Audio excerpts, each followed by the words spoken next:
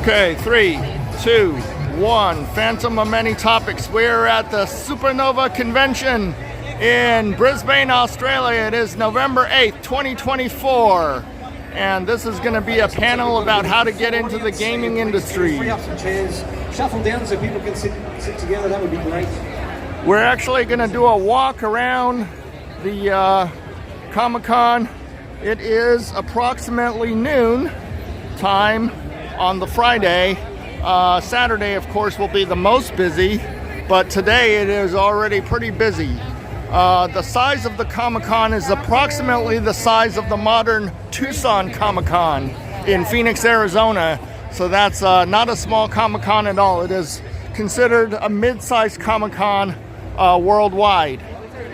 So we are just gonna do a sampling walkthrough, and we might turn the corners and so forth as we go along.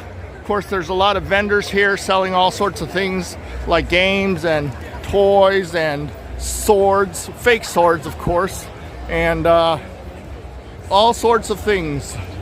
So we are just doing a walkthrough of this entire Comic-Con for your viewing pleasure. The cosplay percentage at this Comic-Con is roughly about 10%. That means 1 out of every 10 or so people are in cosplay at this event. So that's about a pretty average number nowadays. Around 2014, I would say that the cosplay percentage went up to actually about maybe 20% at some Comic-Cons, but that was back in the heyday of cosplay, back when I was doing cosplay. Not anymore. I'll just flip this around. You can see it's me, it's me, it's me, and I am wearing the world famous Dortmund BBB shirt that I do to special events. The Dortmund Facebook site generally allows me to post on there when I wear the Dortmund t-shirt. So that's why I'm wearing it. Here's a gentleman who looks a lot like George Martin. Okay, George Martin is the creator of the Game of Thrones, and he goes to this New Mexico Comic-Con every year called the Blue Bonicon. And special shout out to David Lee Summers. I might go up to the Brisbane Planetarium later on in this trip just for his sake, because in 2027 he is going to make a big worldwide discovery that's going to change the course of mankind, and that will come up in the year 2027, and he will win a Nobel Prize for this discovery. Okay, so let's keep on going. And okay, so there is a sizable amount of anime here in case you're an anime fan, and those are all the toys that you can get. Now there's a lot of anime stores. Before, you can only get anime stuff at a convention, but now you can get them at specialized anime stores, so it's not so rare anymore, and you don't have to get them at a convention anymore. But it's still nice to see such a selection, such a big selection. And of course, you have a lot of Star Wars presence here. Special shout out to Ken, Ionis, and the guy named Axel, and then who else was there? I can't think of it at the moment. But anyways, the Star Wars group has been really nice to me, and so forth. So I do that. Hey, hello. Are you from Alice in Wonderland?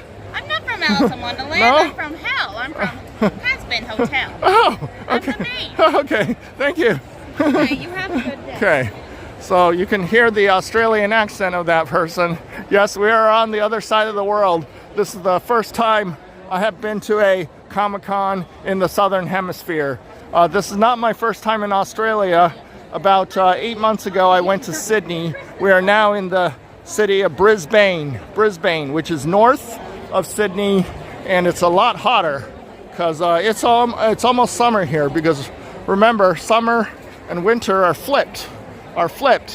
Here in the Southern Hemisphere, you have summer when we have winter, and then we have winter when they have summer. And this is a thing called steampunk, which has been popular for about 15 years now. Steampunk. And let's keep on going. Keep on going. Okay, so we just picked one of the random hallways down the center of the convention. There's about 5 or 6 or 3 in either direction. So again, this is about the approximate size of the modern Tucson Comic-Con, which again is about a medium-sized Comic-Con in the United States of America. The population of Brisbane is approximately 2.6 million, including the suburbs. I don't think that counts the population of the Gold Coast. I do have other videos that are non-Comic-Con related about my Brisbane trip. Just go to Phantom of Many Topics and just click the circle icon, and all the videos will show up. I have approximately about 450 videos, of which maybe 10 or 15% is Comic-Con related from the past 10 years, from all over the United States of America, Philippines, and Taiwan. Maybe someday we'll do a Comic-Con in Japan, but those are mostly going to be anime cons. So here is the celebrity area, which you're probably not allowed to photograph because they want to charge money. The most significant... Oh, hello, sir. And where are you from, sir? West Africa. West Africa. Okay, that's wonderful. Say are you hello to from, my boys in West Africa. you're from Nigeria or West Africa. Ghana? Yeah. West Africa is a region. Which country? Nigeria? Nigeria. Lagos? Yeah. Lagos City? I know that. All right. All right. He's from West Africa. Okay. So I have another friend from West Africa. His name is Oggs, and he runs a soccer channel. And he's a Chelsea fan. I'm also kind of a Chelsea fan, but my first team, of course, was the Dortmund team. So anyways, this is another hallway. We will skip this one. Let's see. You got a lot of anime cosplayers here throughout, and gaming cosplayers. There's a food court outside to my right. So they got this all planned out. You saw when we started there was a panel section. All the panels are in the main hallway as well. There's no separate panels. Over here, they call it lectures, I guess. Lectures, not panels. In the United States, we call them panels. So Supanova has different Comic-Cons throughout Australia. I know that they have them in Sydney and in Melbourne. I think they also have it in Perth, I'm not sure. But I've heard about Supanova a very long time ago. In fact, if you scroll back 10 years to my Albuquerque Comic-Con trivia contest, special thanks to Jim Burleson for letting me do that one. You can see that one of the contestants, I said, what is the major Comic-Con in Australia called? And he answered Supanova, and I gave him a prize. So if you scroll back in my videos about 10 years, you'll see that answer. Okay, so we're back in roughly almost the middle again, and we're just going down this way. We went lengthwise, now we're going widthwise just to show you how deep it is. And of course it is just basically a rectangular, it's a rectangular shaped building, so it's pretty straightforward.